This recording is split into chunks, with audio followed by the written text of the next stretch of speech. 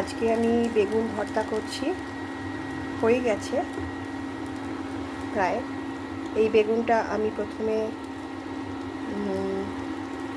গ্যাসে পুড়িয়ে নিয়েছি, তারপর পেঁয়াজ, আদা, রসুন, টমেটো এসব দিয়ে আমি মিক্স করে হলুদ, লঙ্কা গুঁড়ো, কাশ্মীরি লঙ্কা গুঁড়ো, আমি গুঁড়ো লঙ্কা পছন্দ করি না তাই কাঁচা লঙ্কা দিয়েছি, আর তারপর বেগুনটা আমি স্ম্যাশ করে দিয়ে দিয়েছি হাত দিয়ে পুড়িয়ে। দেখো, আমি ইন্ডাকশনেই রান্না করি, এটা আমার বেশি ভালো পছন্দ হয়, কারণ গ্যাসে রান্না করতে অনেকটা সময় হয়, আর আমি একটা কড়াইতেই রান্না করি, এটা আমার কাছে খুব কমফোর্টেবল। তাই যতবার আমি শর্টস শেয়ার করেছি ততবার দেখবেই একই জায়গায় আমি শেয়ার করেছি। আবার বেগুন ভর্তাটা প্রায় হয়ে গেছে।